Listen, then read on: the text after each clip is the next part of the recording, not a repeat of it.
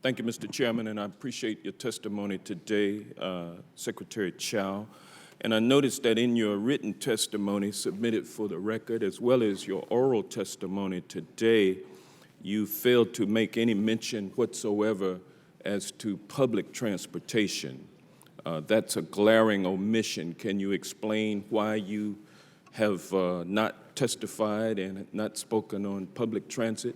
Is it Well, not it's important? not excluded, so. But you didn't mention it, though. I didn't mention highways too much either. So, but Well, your you point did is well mention taken. highways, but you didn't mention It's transit. whatever is the infrastructure needs of the local communities. And again, we leave that to we don't express a preference for one or the other. We leave it up to the local communities. But I take your comment to heart. Well, let me ask you this. Do you Yes. agree that public transit is and should be a tool in the infrastructure toolbox? Sure, if the local community wants it. It's And up do to you- them to prioritize. Okay, and do you believe that public transit systems significantly improve economic vitality and opportunities for small In the businesses? in urban areas where there's density and where there is enough traffic, yes. And it allows or it enables these local communities to prosper and grow. Isn't that correct? Well, sometimes they can't pay for the transit systems, and then it's a problem. Well, the federal government has always seen that it is important in the local communities that they have support for public transit, and you agree with that, don't you? No, I think it actually varies. Some administrations support it more so than others, and So you don't think public transit is something that the federal government should invest in?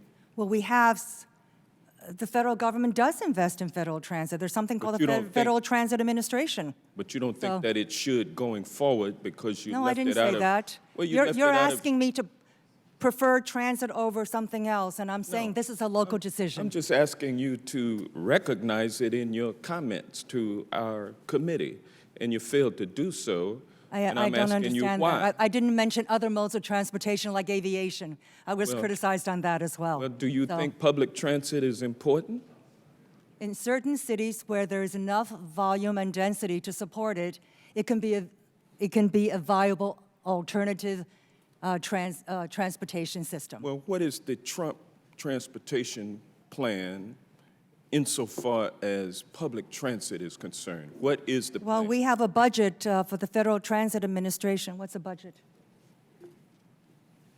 Is that the There's one a that's Federal being cut? Transit Administration with a full budget, and But we the budget support is- all the transit programs there. Budget is being cut by 19%, correct? Well, that indicates that sometimes administrations don't fully agree with all the transit projects.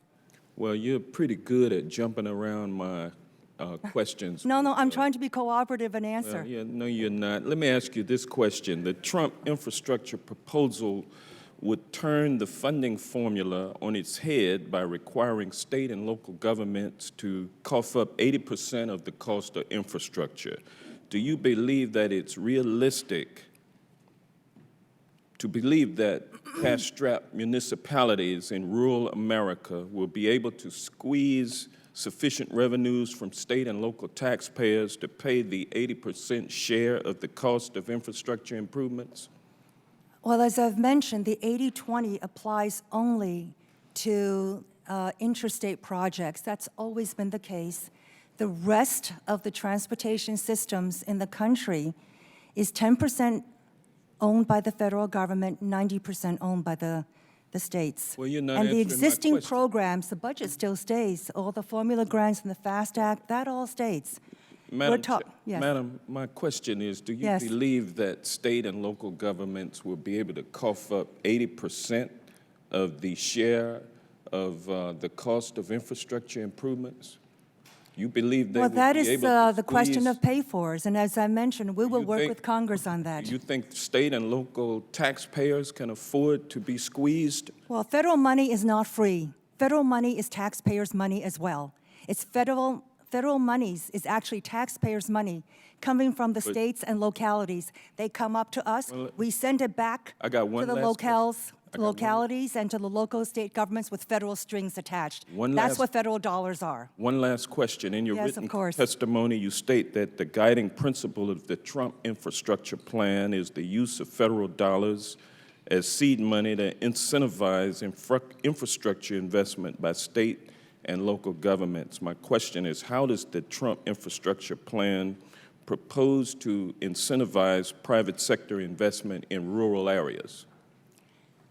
By the dint of the federal government getting involved in certain projects, they offer the imprimatur of the weight and gravitas of the United States government. And with that, that actually improves the quality of some of the projects. And more private investors are willing to enter because they think that there's been a seal of good housekeeping. And that's why, again, the federal government's entry or being involved in a transaction is helpful to helping the private sector enter. Well, The gentleman's time has expired. attempting to Thank the answer my gentleman. question. Thank you. Thank you. I'd also like to remind the gentleman, under the formula, the trust fund formula, 80% goes to highways, roughly 20% goes to transit, and states have the ability today, which of course us in rural Pennsylvania